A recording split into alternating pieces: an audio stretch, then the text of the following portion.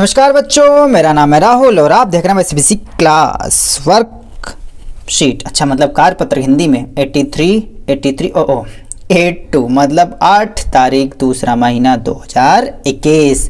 विषय विज्ञान कक्षा 9। विद्यार्थी का नाम, आपका नाम प्यारे बच्चों, आपका प्यारा नाम, फिर कक्षा अध्यापक का नाम, फिर तो बाकी तो पता ही है। और पुनरावृत्ति किसकी चल रही है? मेरी? अरे नहीं यार, अणु और परमाणु चल रही है। ये अणु और परमाणु को जाना पहचाना से लग रहा है? बिल्कुल। ये वर्कशीट आप 13 से आपने शुरू कर दिया था इसे। इसकी पहले की वर्कशीट नहीं है, जैसे मैंने आपको बताया था मैंने 12-13 से शुरू की थी, 12 याद नहीं है, 13 ये रही मेरे पास, तो संभाल के रखी हुई है। वर्कशीट 13 से डाल्टन परमाणु सिद्धांत, फिलहाल यही पढ़ेंगे इसमें। जैसे जैसे वर्कशीट आपकी 13, 14, ठीक है, 15, 16, 17, 18, ठीक है, फिर 83, ठीक है। तो फिलहाल जो आपकी जो वर्कशीट रिवीजन आई है वो पहली वर्कशीट 13 के अनुसार है, डाल्टन का परमाणु सिद्धांत के आधार पर है, ठीक है। तो मतलब ये भाई साहब बहुत इंपॉर्टेंट हो जाते हैं, आपको अच्छे से पढ़ना है इनके बारे में। तो चलिए पढ़ते हैं इनके बारे में शुरू से, दोबारा से मतलब पुनरावृत्ति में। रासायनिक संयोजन के नियम, पदार्थ की संरचना और प्रकृति जानने के लिए अनेकों प्रयोग करने के बाद वैज्ञानिकों एंटोनी एल लाइजियर और जोसेफ एल प्रोस्ट ने रासायनिक संयोजन के 2 प्रमुख नियम दिए। चलो भैया, अब आगे है। जॉन डाल्टन एक वैज्ञानिक थे। देखो आप लोगों को पता था कि नहीं पता था? इन्होंने बता दिया थे, मतलब कि जा चुके हैं यहाँ से, जिन्होंने रासायनिक संयोजन के उपरोक्त दोनों नियमों का स्पष्टता पूर्वक सन 1808 में, अच्छा वाह, आज तारीख भी 8 है, वर्कशीट भी 83 है, सब 88 से रिलेटेड आ रहा है। 1808 में उल्लेख किया। डाल्टन ने अपना सिद्धांत पदार्थ का सबसे छोटे कारण परमाणु तक विभाजित होने के आधार पर दिया। डाल्टन के मूलभूत सिद्धांत इस प्रकार हैं आपके। ये जो डाल्टन के सिद्धांत है हम पहले भी कर चुके हैं। चलिए देखते हैं कौन कौन से हैं इसके। तो पहले 2 नियम पढ़ लेते हैं इनके जो 2 नियम हैं ये आपके बहुत इंपॉर्टेंट बच्चों, बहुत ही इंपॉर्टेंट है। आपका पेपर में हर बार आया, essay 1 में भी, essay 2 में भी, ठीक है, कई बार इंपॉर्टेंट है। essay 2 में तो लगभग दोनों में से एक तो आता ही है। द्रव्यमान संरक्षण का नियम बताएं, स्थिर अनुपात का नियम बताएं। आपके जो वर्कशीट 13 थी इसमें बस इसका नाम दिया गया था, इसकी डिटेल्स नहीं दी गई थी। डिटेल्स यहाँ पे आप हैं आपकी प्यारे बच्चों।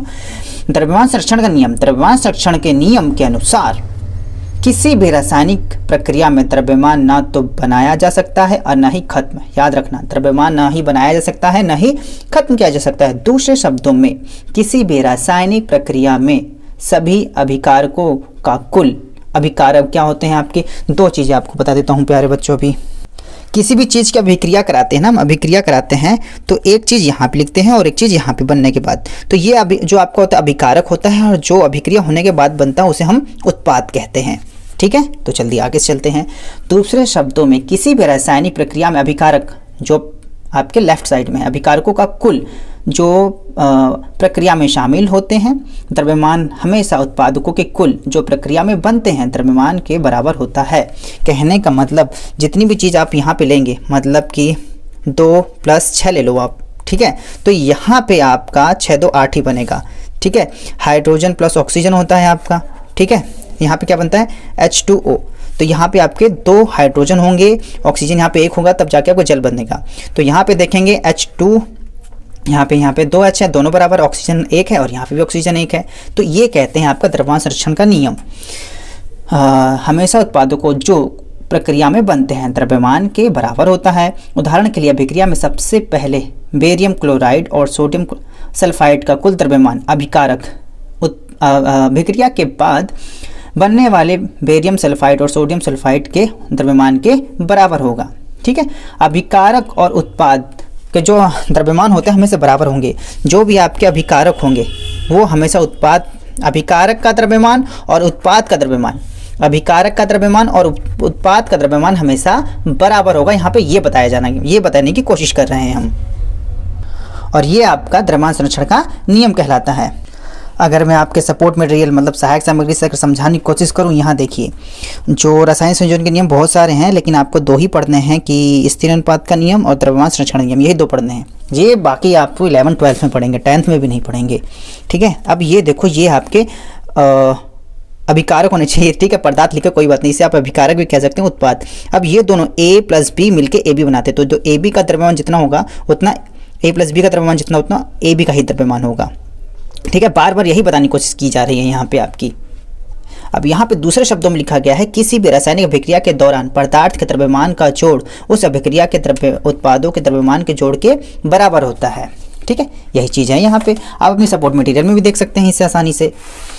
चलिए तो इसके आ जाते हैं दूसरे टॉपिक पे, स्थिर अनुपात का नियम। स्थिर अनुपात के नियम के अनुसार किसी पदार्थ में उपस्थित तत्वों का द्रव्यमान का अनुपात हमेशा एक ही होता है।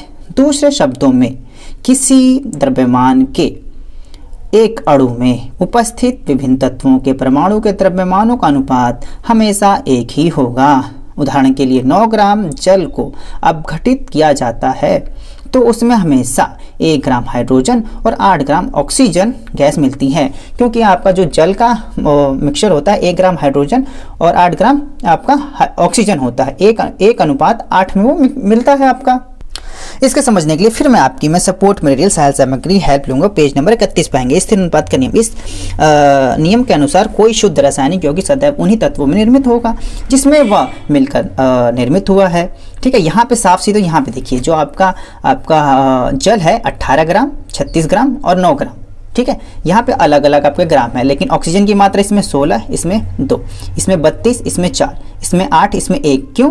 क्योंकि जो आपका ऑक्सीजन और हाइड्रोजन का जो अनुपात होता है हमेशा, जल का हमेशा एक अनुपात 8, 1 अनुपात 8, 1 अनुपात 8 में ही होता है। प्रस्तुत उदाहरण में H2O के अलग अलग द्रव्यमानों H2O के नमूनों को लिया गया, मतलब अलग अलग जगह से लिया गया, पर उन सब में हाइड्रोजन तथा ऑक्सीजन के द्रव्यमान का अनुपात सदा 1 अनुपात 8 ही निकला। ठीक है, तो इस प्रकार अगर आपको और डिटेल्स देखना है तो यहाँ पे भी देख सकते हैं आप। ठीक है, तो चलिए, उम्मीद है चीज़ें समझ में आ रही होंगी, उतनी मुश्किल भी नहीं है। तो प्रत्येक पदार्थ, तत्व, यौगिक या मिश्रण, ठीक है, अत्यधिक नन्हे कणों से मिलकर बना होता है, जिन्हें परमाणु कहते हैं। नन्हे मुन्ने बच्चों, अगर नहीं समझ में आया तो वर्कशीट में 13 में समझा देता हूँ। ठीक है, सभी पदार्थ ठोस, द्रव या गैस सूक्ष्म कणों से मिलकर बने होते हैं। सूक्ष्म मतलब नन्हे को सूक्ष्म ही कहते हैं, पर्यायवाची भी याद हो जाएगा, से मिलकर बने होते हैं, जिन्हें हम परमाणु कहते हैं। परमाणु सबसे छोटी इकाई है जो रासायनिक अभिक्रिया में भाग लेती है। ठीक है, परमाणु अविभाज्य कण है। इसमें किसी भी रासायनिक प्रक्रिया में न तो बनाया जा सकता है न ही खत्म किया जा सकता है। किसी एक तत्व के परमाणुओं का द्रव्यमान और रासायनिक गुण एक जैसे होते हैं।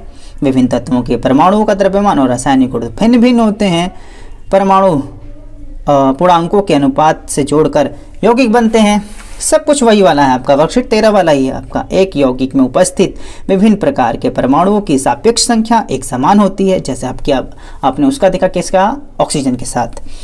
द्रव्यमान संरक्षण के नियम का अर्थ डाल्टन के दूसरे सिद्धांत में छुपा हुआ है। इसी प्रकार डाल्टन का आखिरी सिद्धांत स्थिर अनुपात के नियम की तरफ इशारा करता है। चलिए प्यारे बच्चों, आपको इसी का इंतजार होगा। निम्नलिखित प्रश्नों के उत्तर दीजिए। प्रश्नों के उत्तर दीजिए। तो चलिए प्रश्नों के उत्तर किस प्रकार से देंगे।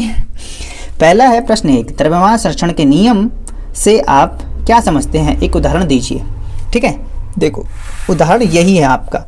ठीक है, यही है आपका। मैं पूरा लिखता, कई बच्चे कहते हैं कि राइटिंग समझ में नहीं आ रही है, मात्राओं में गलती जा रही है। ठीक है, ये उत्तर 1 यहाँ से लेके यहाँ तक आपका उत्तर 1 हो जाता है। नहीं तो आप सपोर्ट मटेरियल में से भी लिख सकते हैं, कोई दिक्कत नहीं है वहाँ से। ठीक है, क्योंकि इसमें आपका द्रव्यमान संरक्षण का नियम और इसके उदाहरण भी नीचे आ जाते हैं। उदाहरण इसमें 2 आपके परिभाषा हैं, जो आपको सही लगे वो लिख सकते हैं, या तो दोनों लिख लो और अच्छी बात है, लेकिन पेपर में इंपॉर्टेंट है, बहुत ही ज़रूरी।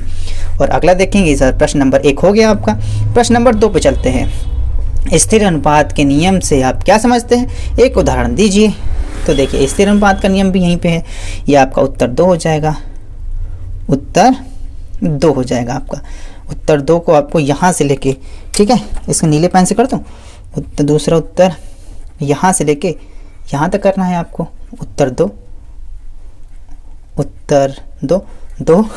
ठीक है, उत्तर 2 हो गया आपका। स्थिर अनुपात का नियम भी लिख देंगे, इसके अंदर उदाहरण भी है आपका।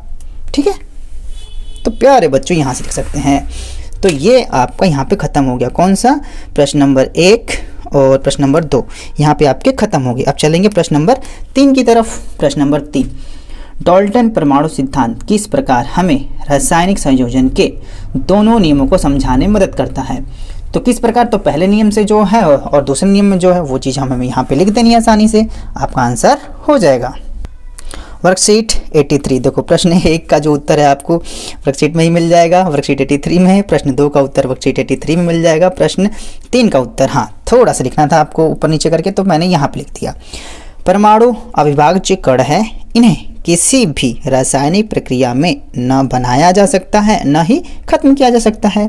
दूसरा है, एक यौगिक में उपस्थित विभिन्न प्रकार के परमाणुओं की सापेक्ष संख्या एक समान होती है। बस हो गया प्रश्न नंबर 3 का आंसर।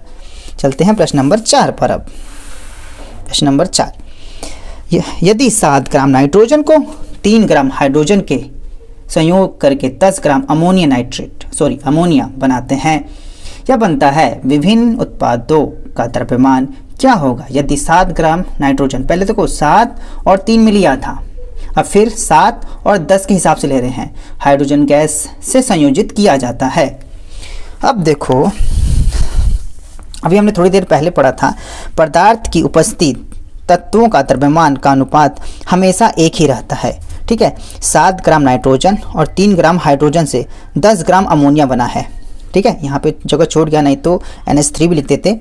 7 ग्राम नाइट्रोजन और 3 ग्राम हाइड्रोजन का जो अनुपात है उससे 10 ग्राम का आपका अमोनिया बना है। उसी प्रकार से अगर आपका 7 ग्राम नाइट्रोजन के साथ 10 ग्राम हाइड्रोजन में, ठीक है हाइड्रोजन ले रहे हैं आपकी बात, हाइड्रोजन में 10 ग्राम अमोनिया नाइट्रेट तथा 7 ग्राम हाइड्रोजन गैस अलग होगी, क्योंकि 7 और 3 के अनुपात में है। जब 7 और 10 है तो इसमें से 3 लेके आपका अमोनिया नाइट्रेट ही बनाएंगे, क्योंकि उसी अनुपात में बनेगा जिस हिसाब से जल बनता है, कहीं से ले लो। लेकिन उसमें हाइड्रोजन जो होती हैं आपकी 10 थे, यहाँ पे 10 में से 3 तो अमोनिया नाइट्रेट बनाने में चला गया, अमोनिया बनाने में चला गया, तो कितने बचे 7। तो इसी प्रकार से 7 ग्राम हाइड्रोजन गैस अलग होगी। ठीक है, इस प्रकार से आपका आंसर हो जाएगा। प्रश्न नंबर 4, प्रश्न नंबर 5 पे आ जाते हैं। प्रश्न नंबर 5, 3 ग्राम कार्बन को 8 ग्राम ऑक्सीजन से जलाने पर या अभिक्रिया करने पर, ठीक है अभिक्रिया करने पर 11 ग्राम कार्बन डाइऑक्साइड CO2 बनती है, तो 12 ग्राम कार्बन को 32 ग्राम ऑक्सीजन में जलाने पर कितने कार्बन डाइऑक्साइड गैस बनेगी? आपका उत्तर रासायनिक संयोजन के नियम के आधार पर होना चाहिए, आधार पर है। ठीक है, तब ये देखिए रासायनिक संयोजन का नियम तो हम आपने पढ़ा ही था। देखो 3 gram carbon plus 8 gram oxygen से आपका 10 ग्राम CO2 कार्बन डाइऑक्साइड गैस बन ही रहा है आपका। ठीक है, CO2 लिखना था यहाँ पे, और CO2 भी कार्बन डाइऑक्साइड आप अलग से भी लिख सकते हैं वैसे। 12 ग्राम कार्बन, अब देखो अगर नहीं समझ में आ रहा तो मैं 12 यहाँ पे अच्छे से लिख दूँ दोबारा से, 12 ग्राम कार्बन और 32 ग्राम ऑक्सीजन। आपका याद रखना हमेशा जो अनुपात होगा यौगिक का एक जैसा होगा। अब यहाँ पे देखिए हमेशा 3:8 है आपका। अब यहाँ से देखो ये 3 में अगर नहीं समझ में आ रहा फिर भी तो 3 चौके 12, 4 से मल्टीप्लाई हो रहा है आपका, और इसी हिसाब से 8 चौका 32, मतलब 4 से अगर मल्टीप्लाई करेंगे तो 4 3 12, 4 8 32, फिर 4 से अगर इसमें मल्टीप्लाई करेंगे तो कितना बन जाएगा आपका 4 दाएं 40। ठीक है, तो यहाँ से आप ध्यान से देखेंगे तो बिल्कुल सही है आपका। 3 ग्राम कार्बन और जो 8 ग्राम ऑक्सीजन चलाने पर 11 ग्राम, 10 ग्राम कहाँ से ले लिया मैंने, अच्छा यहाँ से ले लिया होगा। देखो 11 ग्राम है यहाँ पे, फिर है यहाँ पे यार, इसे 11 ग्राम होगा, तो फिर इसका आंसर हो जाएगा आपका 44 ग्राम CO2 बनेगा। CO2 लिख लेते हैं। ठीक है, क्योंकि 11 ग्राम था, मुझे लगा 10 है, तो 10 क्यों था, मतलब पास में है ना ये वाला, तो मेरे को लगा 10 ही पड़ लिया, लेकिन 11 ग्राम था यहाँ पे CO2। ठीक है, तो कोई दिक्कत नहीं है, चीज़ें फिर भी समझ जाएंगे, मल्टीप्लाई करने के बाद वही आना चाहिए आपका। तो 4 3 12, 4 8 32, 4 मल्टीप्लाई 11, 11 4 44, तो आपका आंसर इस प्रकार से हो जाएगा, तो 44 ग्राम। अब मिलते हैं नेक्स्ट वीडियो में। वीडियो अच्छी लगे तो लाइक जरूर करिएगा, इससे मुझे काफ़ी अच्छा लगता है। प्यारे प्यारे कमेंट्स आपके पढ़ने के मुझे बड़ा मजा आता है। मैं इस बेसिक क्लास की इस वीडियो को देखने के लिए धन्यवाद। जय हिंद, जय भारत।